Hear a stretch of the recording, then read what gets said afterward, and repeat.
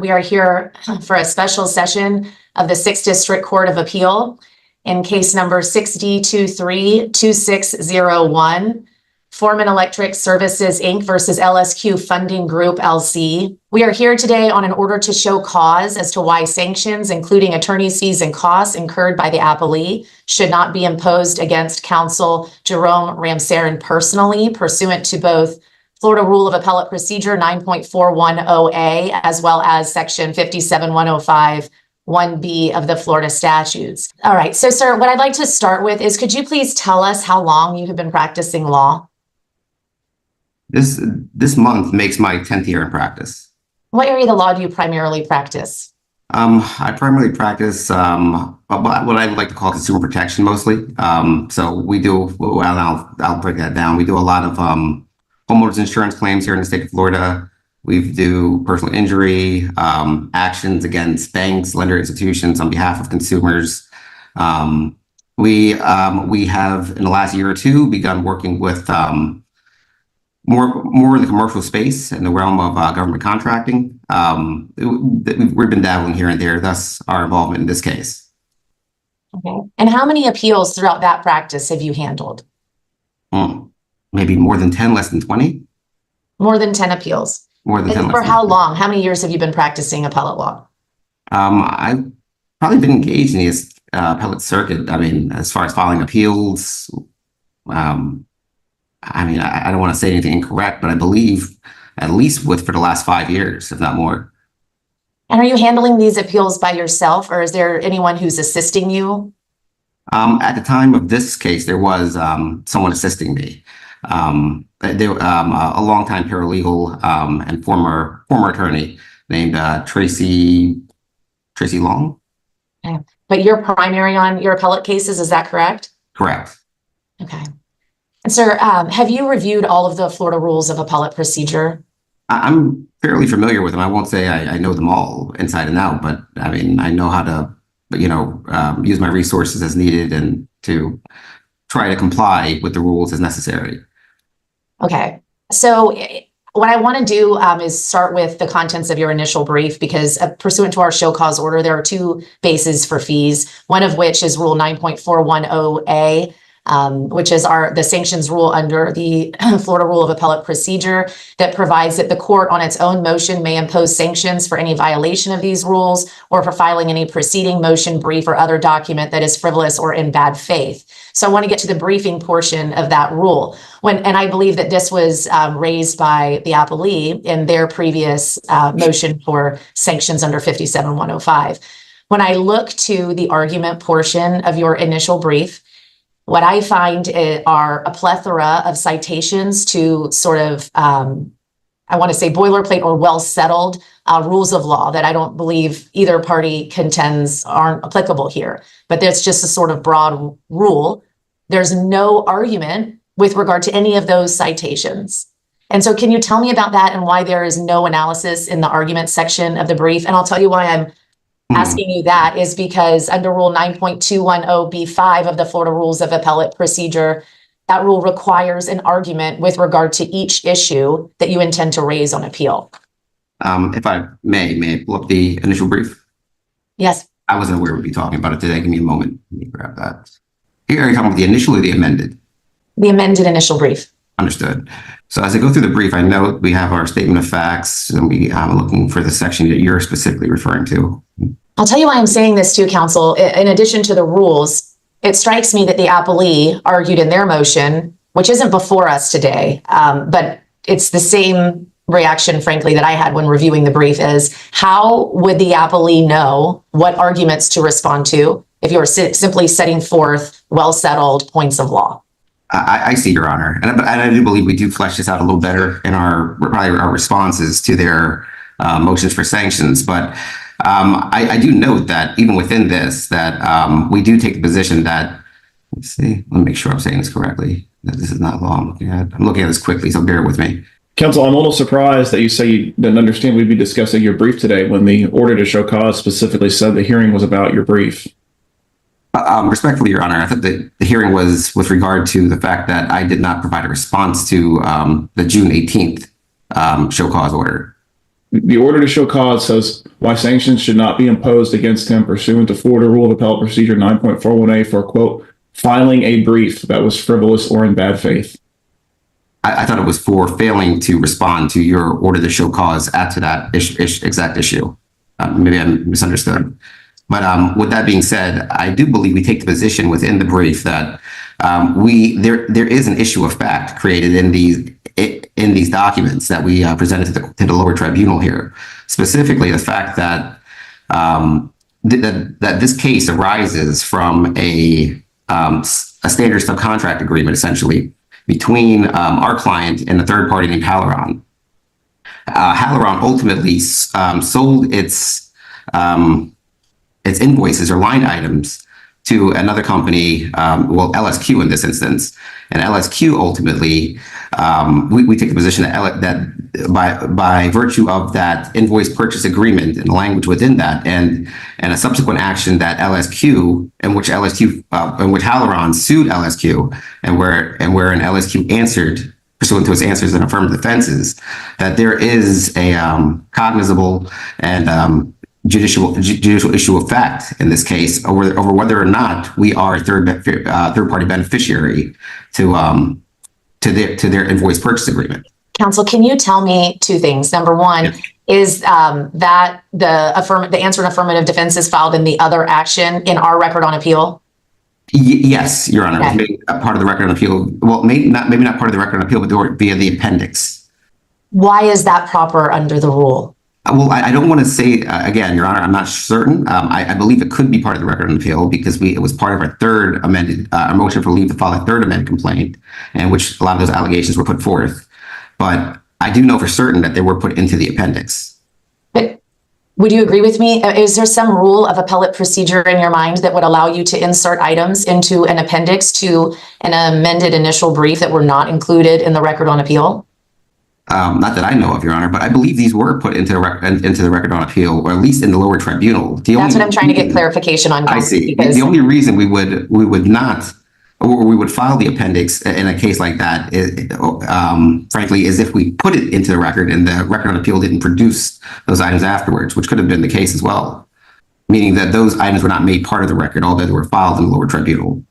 Okay, well, would you agree with me that the rules of procedure in the appellate court require you to have documents that you're going to cite for purposes of the appeal in the record on appeal, not just filed in the lower tribunal? We don't have that before us. I guess this brings me back to the original point, which is if maybe there is something that would support an argument that you're now making about third party beneficiaries. And I am wondering what is happening with the argument section of this brief such that this is raised in here and such that the appellee would have notice that that is your argument, that you're relying on the answer and affirmative defenses raised in the other action. And can you show me in this brief where the appellee would be put on notice of that and not simply, I mean, I know that was a part of your argument in response to the show cause order. That's separate in my mind because that's Understood. far later. Understood. Paragraphs 8, 9, 10, 11. What document? Of the amended initial brief. 8, 9, 10, 11, 12. What page are you on, counsel? 4, 3 and 4. Okay, sorry. This is just about the argument section. I see. Counsel, you seem there's two different issues here, and I think we're trying to get you to address one and you're addressing the other. So there's the merits of your claim and whether or not you all had an argument you could have made that wasn't frivolous. Okay. Then separate from the merits, there's you complying with your obligations as appellant's counsel to put those arguments into a brief. So before we get to the kind of merits of whether or not you could have had a claim, right, and whether or not the trial court did in fact err, you had some basis to dispute that, I think the issue is you wholly failed to articulate an argument in your brief, even assuming you had one. There's just no argument at all. The argument section that you have labeled argument is just kind of a cut and paste from various rules and cases with no explanation whatsoever how any of those authorities, make an argument, why the trial court would have erred according to those authorities. There was just no serious attempt to meet your appellate burden. So it's not really the merits of your claim we're at this point, although I looked at them and it does seem the claims were frivolous. At least it's hard to completely evaluate what argument. Just looking at the record, it's very hard to see how you could have made a meritorious argument. But we're not even there yet because we're just talking about the contents of your brief and the complete failure to include an argument section and to comply with Rule 9.210, requiring you to set forth arguments on each point of appeal. You had 2 points of appeal. There was no argument section. There was nothing in your argument section to support or put forth an argument on those 2 points of appeal. Do you see the distinction I'm making? I do, Your Honor. I see it's more, I guess, substantive as what's in the brief itself. Let me see.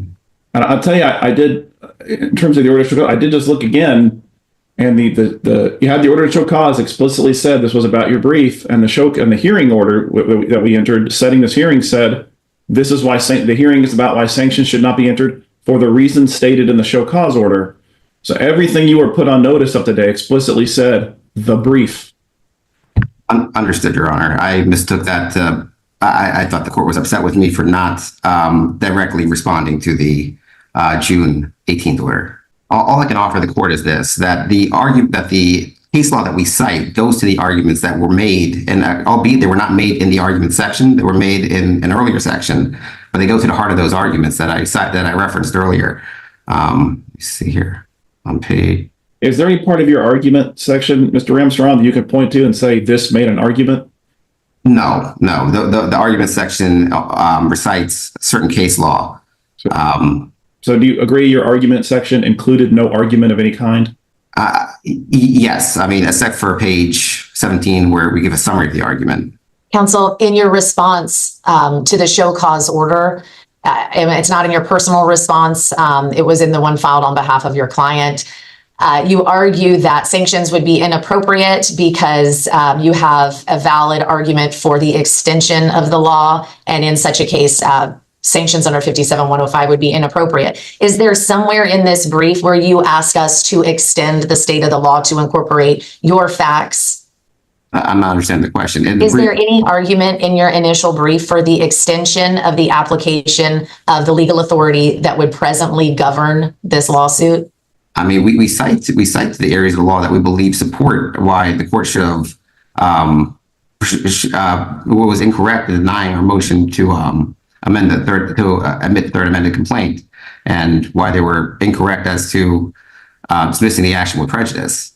I mean, I believe those recitations stand for that proposition. Let me see.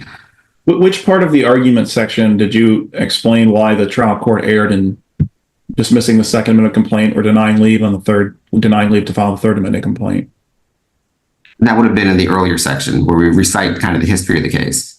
Okay, so you had a statement of case and facts that says the trial court dismissed it, and then you have an argument section that says nothing or doesn't contain any argument. Yeah, I think. What about apologies? Sorry. Which part of the brief would you say explained or provided some type of argument as to why the trial court erred? I would say the section that comes before the summary of the argument. We kind of put our arguments within that area and in response to the facts and put them forth. We kind of take position at that Counsel, is it your understanding of the Florida Rules of Appellate Procedure that you are permitted to make argument in the factual background section of your initial brief? No, Your Honor, but I didn't think it would be inappropriate to do so. I mean, this was not to put argument in the facts section.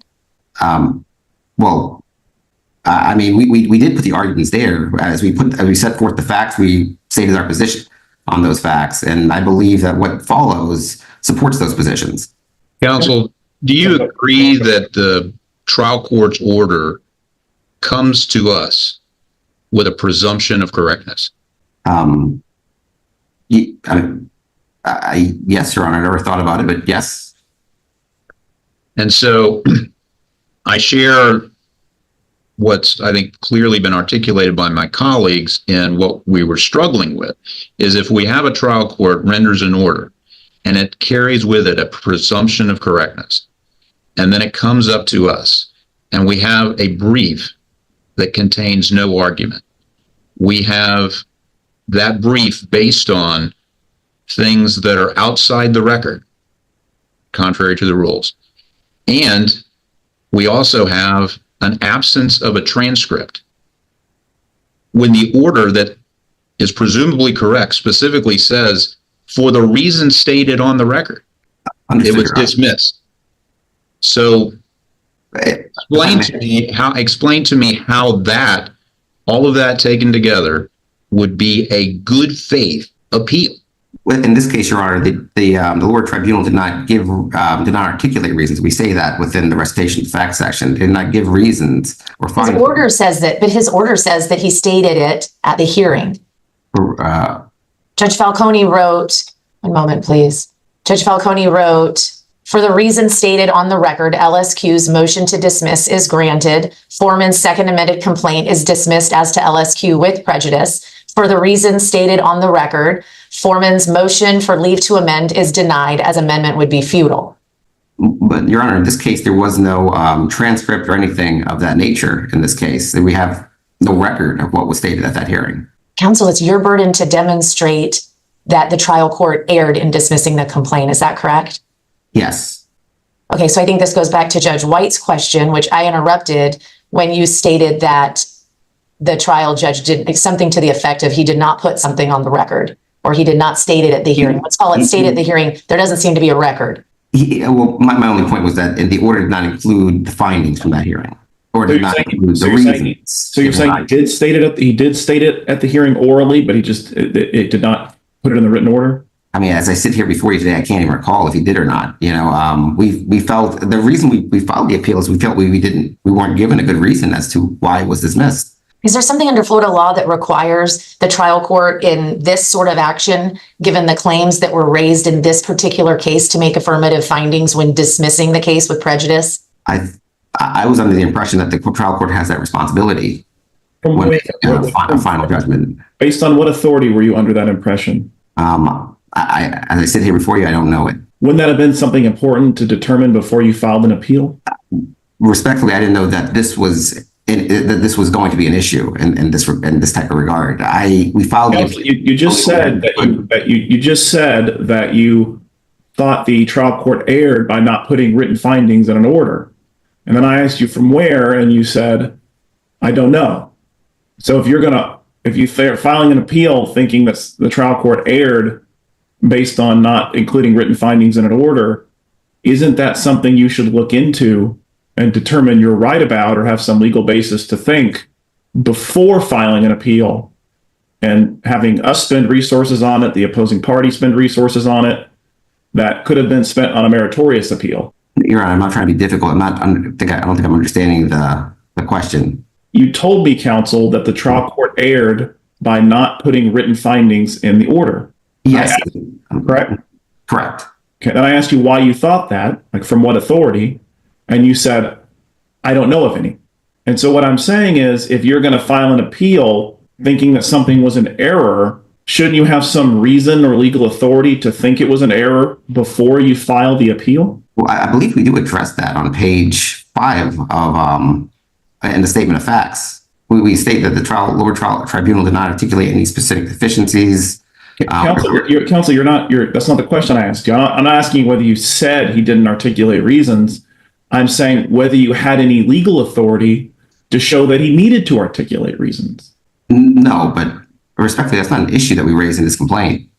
I mean, or in this appeal. Well, you just told me that your argument is within your statement of facts.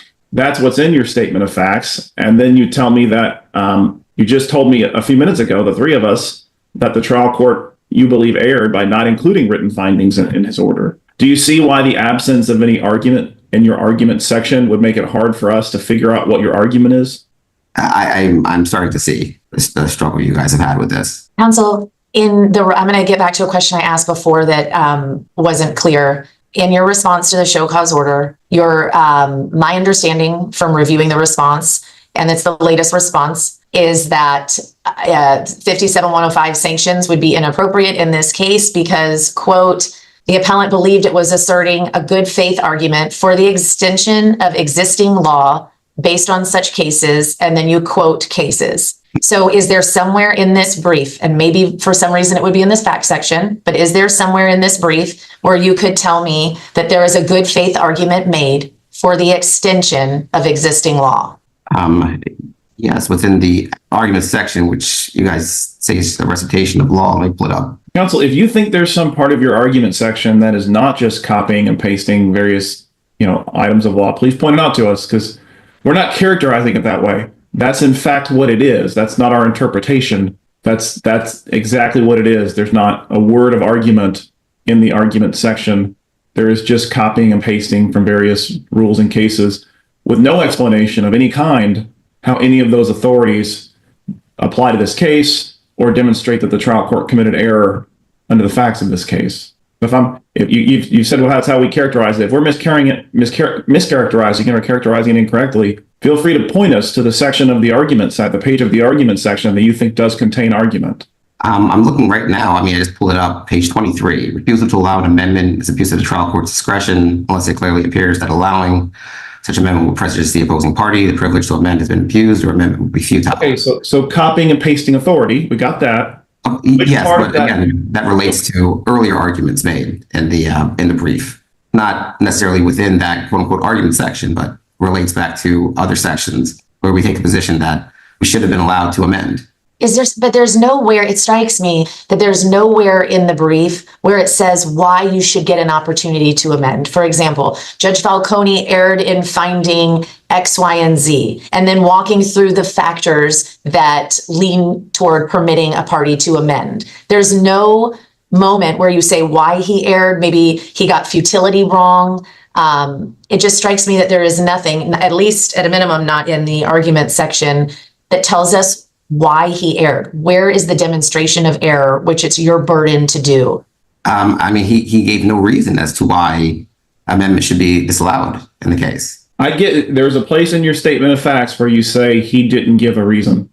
Okay. Mm-hmm. But in order for that to constitute an argument, we would need some kind of match between a statement of facts and law, and then applying that law to facts, right? That's how arguments work. So for instance, there's nothing in your argument section giving us any law saying he needed to give facts, and then saying, hey, look, in my statement of facts section, I pointed out that he didn't give those, and that's what the order says. It's missing those facts. Here's the law that says he was required to give those findings or reasons. Therefore, he erred. Do you see how that kind of thing is totally missing? Absolutely. And yes, we don't have that cadence of an argument, but I believe those pieces are there. Is there a piece where you give us some authority for the proposition that he needed to state findings in his written order? Let me pull back up page 23. I thought I saw something there. Counsel, there's not, because he doesn't. That's not a thing. Well, we cite trial judges ruling on a motion to dismiss are not required to make written findings in their order. You won't find that because it doesn't exist in the state of Florida. That's not a thing we do here. Well, I understand, but there's a case we cite to Carrila v. Jean D. and Catherine T. MacArthur. Ordinarily, dismissal with prejudice should not be ordered without giving the plaintiff an opportunity to amend the defective pleading unless it's apparent that the pleading cannot be amended to state a cause of action. No such finding was made that this was... He found it was futile, counsel. He made an express finding of futility, Judge Falcone did, in his written order dismissing the operative pleading. But that's exactly what we're arguing against. We're arguing that this is not futile. Maybe he just misunderstood our cause of action or what we were trying to do. But how do we know he misunderstood it when he referenced, and Judge Mize is correct, he doesn't have to make written findings in the order. He says, which is presumably correct because it's in his written order, he says, I gave my reasons. You're not suggesting that in the absence of a transcript that you satisfy your burden just by saying that a judge actually did not state reasons on the record? Not at all. No, not at all. We're just saying, our only position is that yes, he made the finding that it was deficient, but our position is that it's not, and therefore that's why we were trying to amend the complaint. But we believe the amended complaint we put before the court satisfied those deficiencies. Counsel, let me ask you about. I'm a little puzzled about your filing this amended response that Judge Brownlee referred to that you filed on the 25th of this month, amending your prior response. And it starts out, it says appellant, Foreman Electric Services, and undersigned counsel. That was one of your amendments because, as had been pointed out, it didn't appear to us that you would have filed it on your own behalf in addition to your client. So you corrected that. And then, but on the last page, however, your signature line, it says underneath your signature block, attorney for appellant contractor litigation financing LLC. I probably copy pasted that signature block. Apologies. Okay, so is that just a typographical error, or does contractor litigation financing That's have some interest in this case? none at all. Okay. Counsel, did you proofread the brief before you filed it?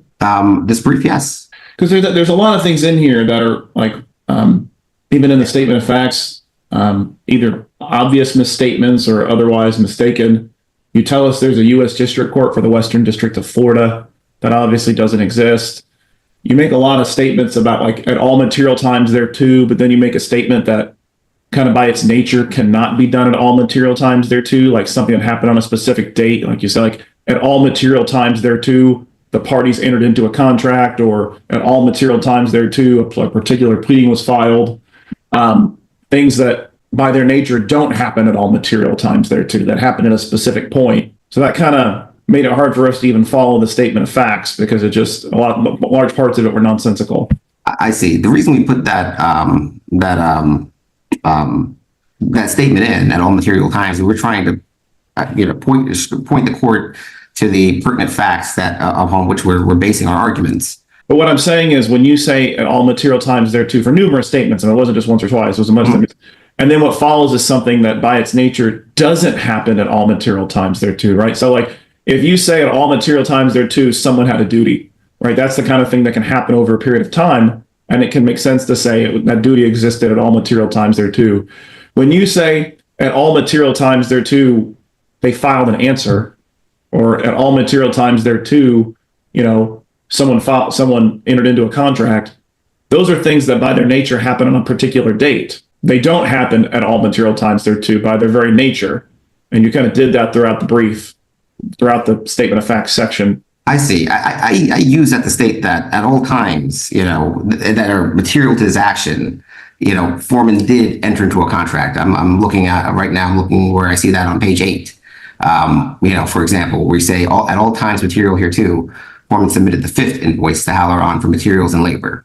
Well, that's what I'm saying. Can you submit an invoice at all material times throughout a dispute, or do you submit an invoice at a particular time? Well, at a particular time, but in reference to this action, what we're trying to say here, that we're trying to say that this is a pertinent fact, and maybe there's a better way I should have said that, but that's what we're trying to say by way of that introductory remark.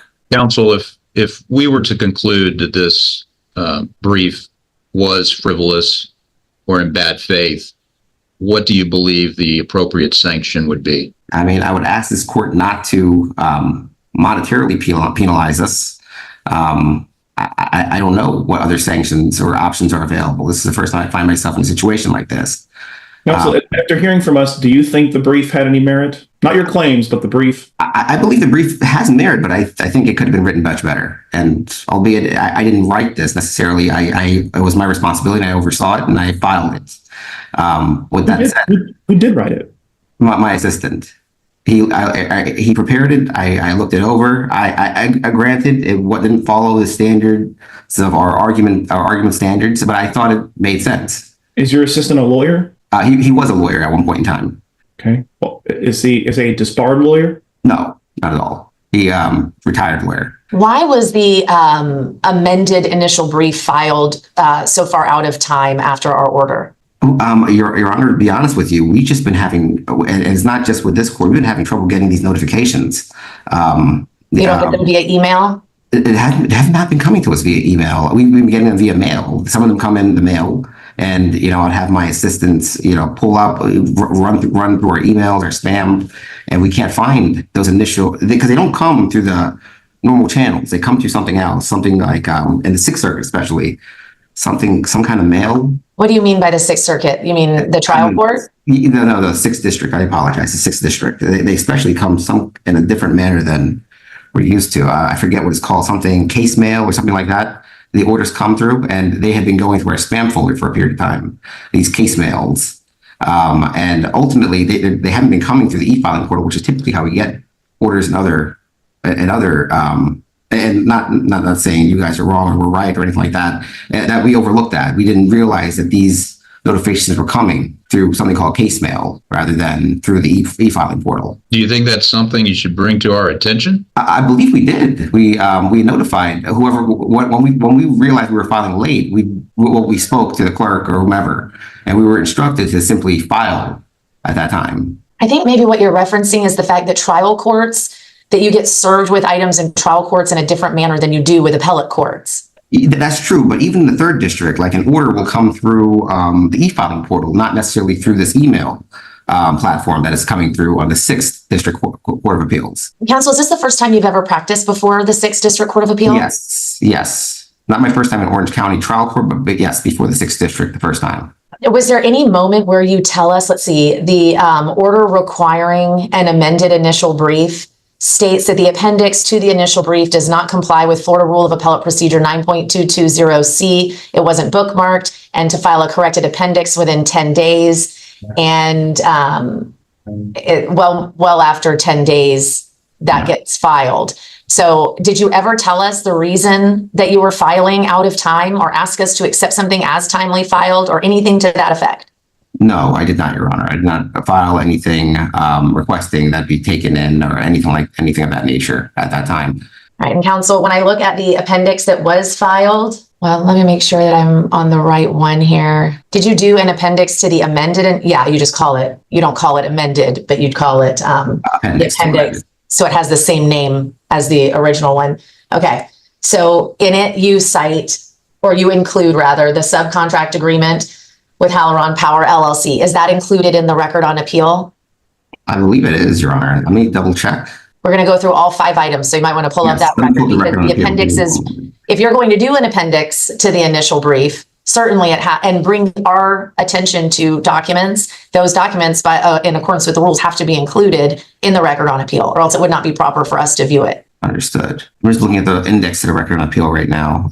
We see that the motion to amend statement of claims third is part of the index. If that's the case, I would represent that the third amended complaint with the attachments are before the record. Sorry, you mean the subcontract agreement is included in the record as an exhibit to that document? To the third, yes. Okay, what about the Texas case? I believe that's also in the third amended complaint. I'm not sure, though. We make this is the third amended complaint is where we make those arguments to try to address the deficiencies that the appellee brought up in the lower tribunal, in the lower court. So that's where we try to make our arguments, and it's honestly, it's by virtue of that, the existence of that document, why we believe that the case was incorrectly denied with prejudice.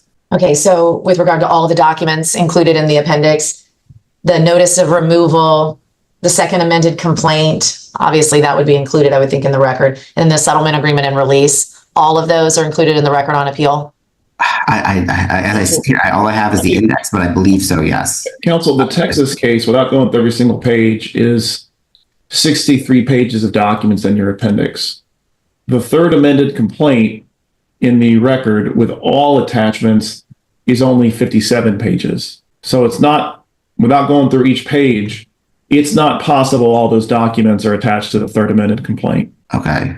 No, I see what you're saying. I mean, I know for a fact we do mention it within the third. So the question Judge Brownlee asked is, are the documents in your appendix, are all of them in the record on appeal, or are there some that are not? I mean, I'll have to say I don't know, because... Okay.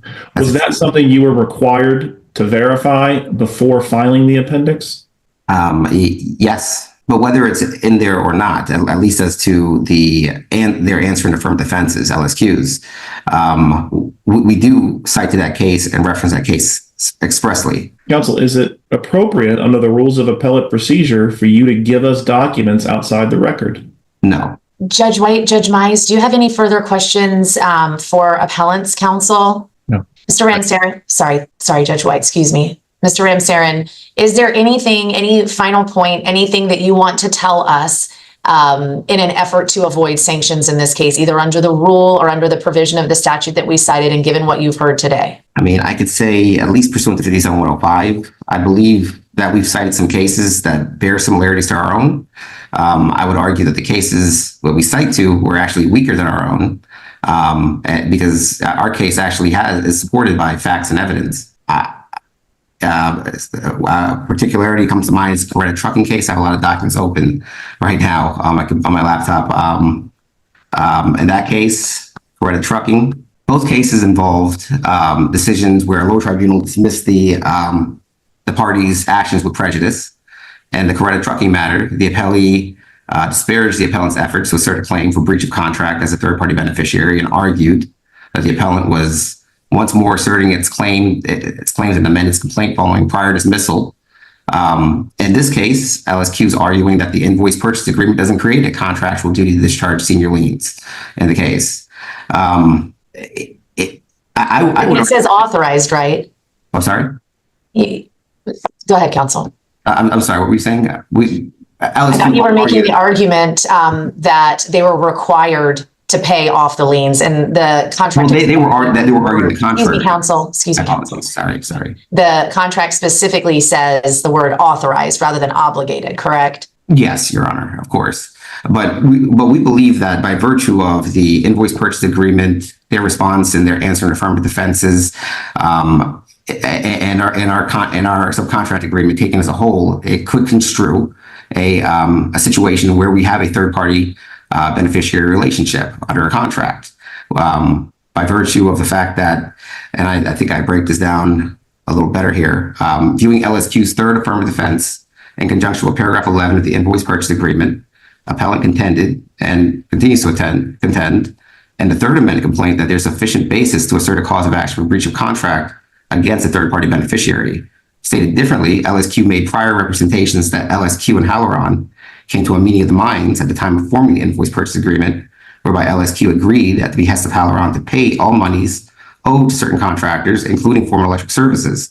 And if that was proven true, it may be sufficient to demonstrate the language contained in paragraph 11 of the invoice purchase agreement was, and I won't use the word at all times, but that it was intended for the primary benefit of former electric services. But counsel, if I could ask you, sort of circling back, do you understand that we could find, just for the sake of argument, we could find that maybe you made a non-frivolous argument before the trial court, but that brings us back here with the rules and the requirements of an actual argument in the brief, the requirement that prohibits you from providing us with documents outside the record, and your failure to provide a transcript, which would perhaps show us, or you're aware that the rule also allows you, in the absence of an actual transcript, to work with appellee's counsel to reconstruct the record before the trial court. Are you aware of that under the appellate rules? No, I am now. Thank you, Your Honor. Okay. And so tell me how your cases, which of your cases, and I looked at all of them, I don't recall seeing a case that dealt with an issue of whether an appeal is frivolous. Which cases do you believe would support your request that we not sanction you for a frivolous appeal? Understood. I don't believe I cited to anything of that nature, Your Honor, in my response. Would you like to make any sort of argument or response as to why we shouldn't sanction you for a frivolous appeal? Yes, Your Honor. I mean, I would argue that, at least as far as the amended brief, and granted, you know, I've been fully briefed on the deficiencies and the problems with that document as of now, but I would argue that, although out of place, the conclusions, the arguments, the support, legal precedent, I believe all the components are there to make those proper arguments. We give a recitation of the facts, then we provide our conclusions, or our position rather, on those following that recitation of the facts, and then what follows from there is support that's intended to support our position or argument. And I agree that it's not necessarily the way I would have drafted it or preferred it to be drafted, but at the time I looked at it, the time I read it, I did not acknowledge or appreciate, well, I guess that this type of issue could ensue, or that it could be construed as frivolous. All right. Thank you, counsel. Judge Mize, anything further? No. Okay. All right. Mr. Fowler, I know that you've been present with us today. We set this for a show cause hearing, sua sponte. There was no request for this. I understand that your client did a separate request for sanctions under 57105 that solely requested sanctions against appellant rather than appellant's counsel. So at this point, I guess to put it in a not so eloquent way, I'm wondering if you have a dog in this fight. We're not trying to ignore you, but we're here on our order today. So, unless there's something pressing that you think needs to be brought to our attention. There's not, Your Honor. Thank you. Okay, thank you, Mr. Fowler. All right. Mr. Ramsaran, anything further, sir, before we adjourn today? Nothing that comes to mind, Your Honor. Okay. All right. All right. Thank you for your presentation. We will issue an order on today's hearing. As of now, we're adjourned. Thank you.